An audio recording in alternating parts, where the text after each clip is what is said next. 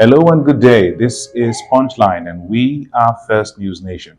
On Punchline, we discuss national politics and national politics. For those of you who are frequent viewers of this show, you know this is true. And it's always our privilege to invite you to all our social media handles on Facebook, Twitter, Instagram, and YouTube. Follow us at First News Nation. And of course, you can go a step further to enable notifications on all these platforms to get latest updates on all our shows. I am Sami Ajufo. It's always a privilege to stay here and give you the latest political stories making headlines, especially the ones you should be listening to. Everyone is in Kaduna, and if your political leader or your presidential candidate has not visited Kaduna State, then where are they? We have a few stories about Kaduna, the Kaduna State Governor and Peter Obi, as well as other stories that should interest you. Don't touch, don't move, just stay tuned. We'll be right back.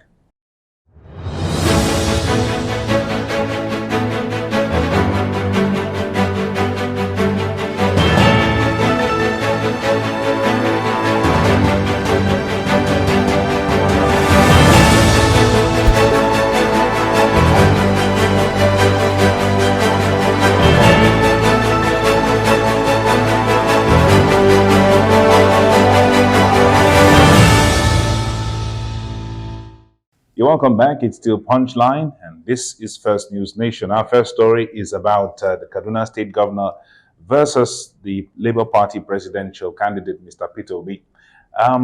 Someone is not forgetting in a hurry what he termed as a confrontation, an embarrassing confrontation he received back in 2019 in Anambra State when he went on election duty, and he said he was arrested and detained in his hotel room. He was not allowed to observe the elections that were happening in Anambra State at the time.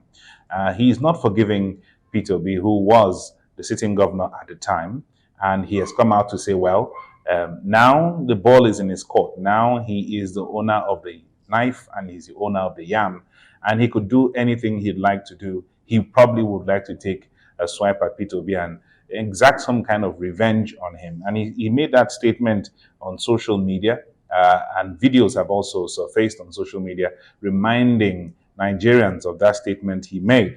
He said, and I quote, in 2013, not 2019, I think it's 2013 or 2019, I went to Anambra State. He's saying this. I went to Anambra State as an official of the APC to witness the by-election for governorship. The next guest, Peter Obi, was governor. It got me arrested and detained for 48 hours in my hotel room. Now I'm the governor of Kaduna State, and he's coming to Kaduna. In addition to the police and the state security service, I have the mechanized division of the Nigerian Army here if I need to arrest and detain anyone. In 2013, I went to Anambra State as an official of the APC to witness the by-election for governorship. Your next guest, Peter Obi, was governor. He got me arrested and detained for 48 hours in my hotel room. Now I'm the governor of Kaduna State.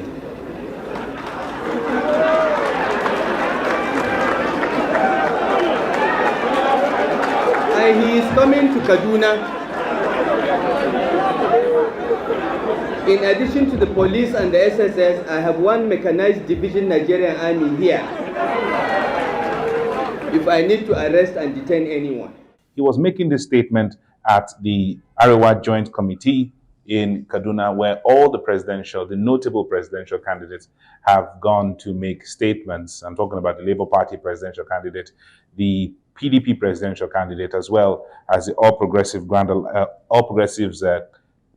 the All Progressives Congress, APC, also at the Joint Committee of Arewa in Kaduna State. He was referring to the fact that the next guest after Asiwaju Bola Tinubu was Peter Obi, and he was referring to him. He said, well, back then he went to observe elections and he was detained. Here's a video I have noticed on social media.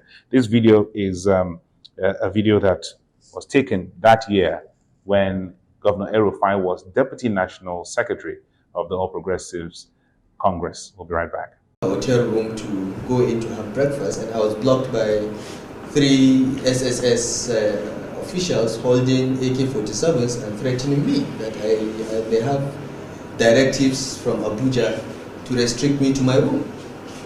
I said, on what basis? I said, well, that's their directive. I said, well, let me tell you that Nigeria is a democratic country. I have freedom to move, and I intend to move. I intend to go anywhere I want. You can't stop me from going. The very idea of restricting movement or election day is unlawful. Our constitution does not allow that. There is no law in Nigeria that says that anyone has the right to restrict movement during election. We are going to test that in the courts because we want the courts to tell us under which law INEC or any agency of government can restrict the right of the right of Nigerians to move around. Freedom of movement is a constitutionally guaranteed right. Nobody can stop you from moving around. I am accredited. I'm the Deputy National Secretary of the APC. I'm here on election duties and I'm duly accredited. I tried to leave the hotel about 3 p.m. and they blocked the entrance to the hotel. They stopped everyone coming in and out. There are journalists from Radio France that came to interview me. They chased them away. These people are uncivilized. They are savages. But these are matters for the law. And there are courts in this country. Well, that response and that outburst by the Kaduna State Governor was not taken lying down by the obedience and those who are in support of the Labour Party presidential candidate. A lot of them have come for his head. A lot of them have made a lot of statements. I mean, that also elicited a response from the Labour Party presidential candidate, Peter Obi. And here's the video. We'll be right back. As governor of Anambra ADC, Mohammed is from Kano. He's the best policeman till today that I've ever met. He's from Kano. Who will I give the order? Will governor go and give order on himself? So how will I tell Mohammed, who lives in my house every day and close to his family, I get up and say, Mohammed, I want to deal with your people. And he will say there, call my ADC today, I'll give you his phone number. He's the best policeman, he's still a policeman, he's CSP now.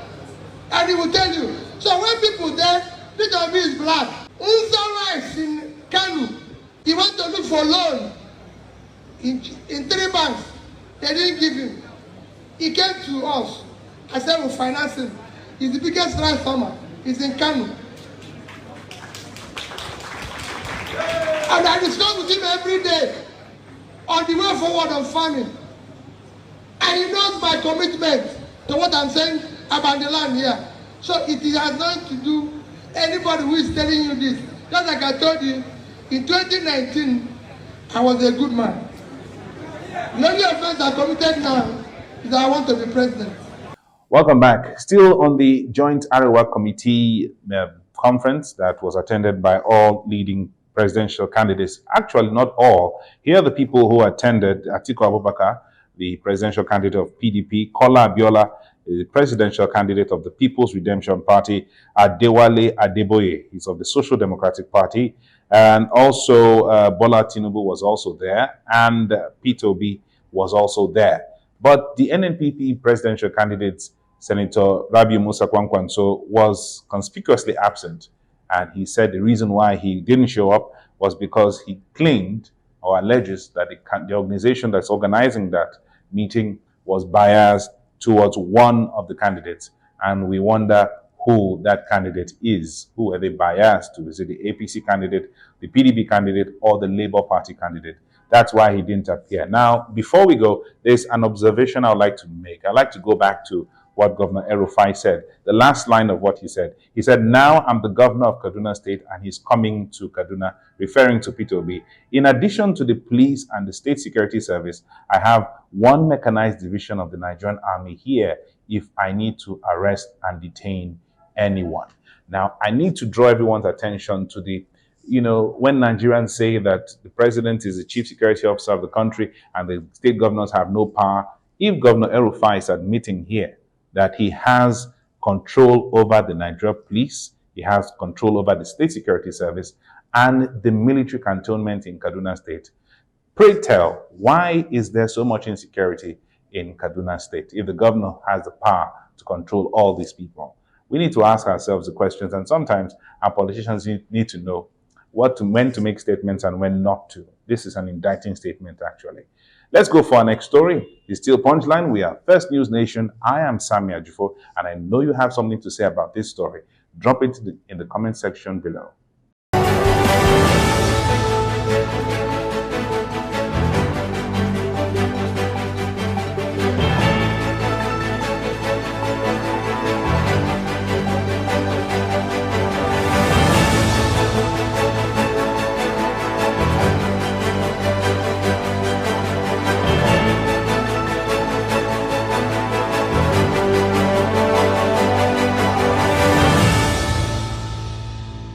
All right, you're welcome back. It's our second story, and that is about the trending video. It has been trending all weekend and trending even at today. We're talking about the statement credited to PDP presidential flag bearer AAlhaji Atiku Abubakar when he made a statement about the North looking for a northern candidate and they shouldn't pick anyone from Yoruba land or an Igbo candidate. Let's refresh our memory. Watch this video and we'll come back. I have been in politics now for 3 decades. Alhaji Ayakwande Sarkin Kwande or Professor Ango. 35.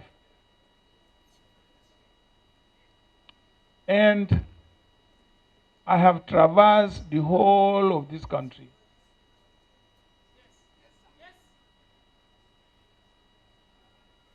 I know the whole of this country. I have built bridges across this country. I think what the average northerner needs is somebody who is from the north and who also understands the other parts of Nigeria and who has been able to build bridges across the rest of the country. This is what the northerner needs. He doesn't need a Yoruba candidate or an Igbo candidate. This is what the northerner needs. All right. Now, there's someone who decided to make a statement about this statement and is no one from the opposition party, the APC. Even though Festus Keyamo has also jumped on that, FFK and the rest of them, I believe they've also jumped on that statement. Everyone is after the head of the PDP presidential candidate, Atiku Abubakar, for that statement, both northerners and southerners alike. But this person who made this comment, surprisingly, is Governor Nyesom Wike of the PDP. Recently, Governor Nyesom Wike, aside this story, had come out to say he has no issue with the presidential candidate. He has no issue with the vice presidential candidate of his party. The only issue he has is with the national chairman of the party. So someone would think that Governor Wike would turn a blind eye when this statement was being made, or maybe just make up something. But Governor Wike said that if the statement credited to former Vice President Atiku Abubakar is true, such a statement was a threat to the unity of the country at a time when concerted efforts should be made in giving every citizen a sense of belonging. The governor spoke on Monday at the international wing of the Port Harcourt International Airport shortly after arriving from Spain. Yes, that's another conversation for another day. Why the PDP governors in Wike's camp are always traveling to Europe. Today is London, tomorrow is Spain. Now, I want to wonder if there was any match that was played because Governor Wike has some agreement with some European clubs in developing the sports arena in Rivers, but that's not the conversation right now. In fact, he said a lot of things about Iyorchia Ayu, the national chairman of the PDP, but Governor Wike said that if this statement was true, it is a threat to the security of the country. Some people have gone ahead to look at the Electoral Act and they're saying that he can be indicted. He can actually be indicted. Governor Wike said Atiku's handlers should also share in the blame for allowing their principal to make such a comment in public. Talking about comments in public before we go, the APC presidential candidate has been dropping gbas recently. He has been dropping it back to back. In fact, it's so serious, I'm sweating for him. It's terrible. He's been dropping back to back different things. And we're going to look at a few of the things he's said that have rattled Nigerians rattled everyone, including the media. And of course, I'm also rattled too. Anyway, if you have any comments you want to make about these stories I've talked about, please go ahead and drop it in the comment section below. Before we go into my take, I would like to invite you to a new conversation on the spin-off show of Punchline. It's called Punchline Road to Lion Building 2023. It's going to be x-raying the governorship campaign towards the elections that will happen in Enugu State, especially for governorship and other seats available that will be vacant. In fact, all seats will be vacant except for local government chairman across Enugu. So we're going to be talking about the manifestos that were recently released by the PDP and the APGA candidates. So far, we've not heard from the APC candidate, and so far, we've not heard anything from the Labour Party candidate. I'll be having some guests in the studio, and we'll be analyzing the manifestos. Let's go for a break. When we come back, we're going to talk about my take, and it's going to be really interesting. We'll be right back.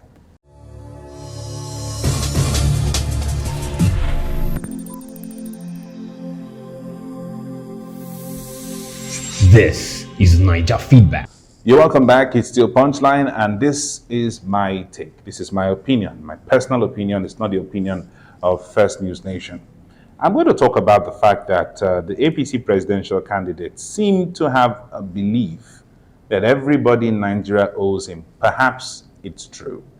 No one will forget in a hurry the video that was released about a statement he made that it is his turn, Emilokon. It's become a national anthem in Nigeria, saying that, well, it's his time, he had done his best for the party, and now it's his time. He's not just making that statement for President Muhammadu Buhari, who he alleged helped him. He helped to become president in 2015 and 2019. He's also throwing it at the PDP presidential candidate, Atiku Abubakar. He said that the PDP presidential candidate was supported by him to become a presidential flag bearer. And he said this, and I quote, "I was one of the youngest strategists with Shehu Musa Yaradua. I started here in the north. Atiku met me with Yaradua after he left Nigeria Customs. At the time we met, and he met me, and we were strategizing for Yaradua." This is what the APC presidential candidate is saying. Now, for those of you who think that Bola Tinubu is a newbie in the game, or he was just relevant during from 1999 as governor of Lagos, that is very untrue. Tinubu asked Atiku to reciprocate the kind gesture he accorded him when he contested for presidency under the defunct ACN in 2007. He further stated, "I supported Atiku Abubakar in 2007. Then don't blame me if I ask for payback. It's payback. Let him endorse me, and instead of him conducting rallies around Kaduna while I'm talking to you people here." I've supported Atiku Abubakar in 2007. Shakapan of the North.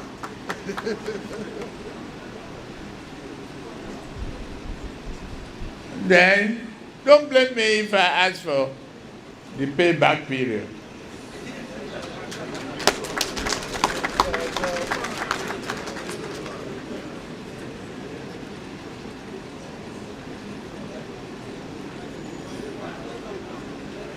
It's payback.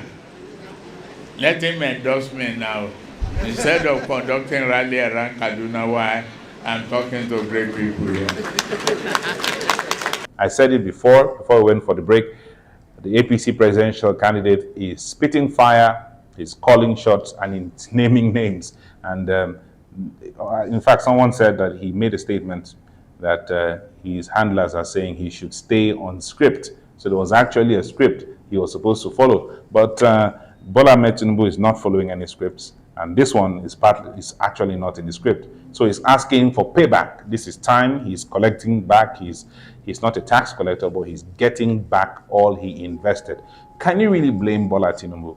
He has spent a huge chunk of his political life investing. It's time for him to reap the dividends of what he has invested. So why are people complaining? He's asking everyone who he did a favor to, I need the favor back. It's time for you to pay me back. So that's what he said. So everyone owes Tinubu. Everyone owes Bola Tinubu. Does everyone else owe the PDP presidential candidate, and who owes the Labour Party presidential candidate, who owns the NNPP, who owes the NNPP presidential candidate. Is Tinubu now asking for favors to be returned? Is it his right? It's his right.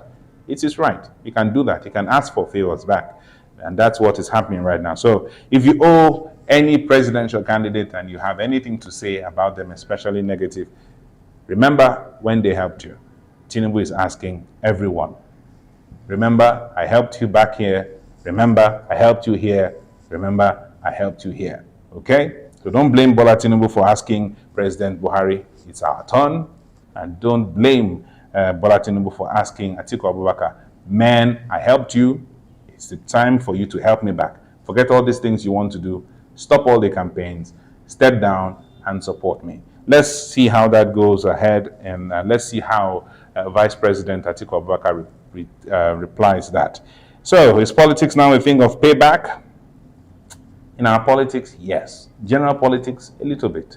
But I never see anyone coming out in the public to say, this guy, I helped you, help me back. Usually they go behind the scenes, but Bola Tinubu is not that kind of politician. Thank you very much for joining us. We're still counting down to the elections. It seems like the campaigns have officially started.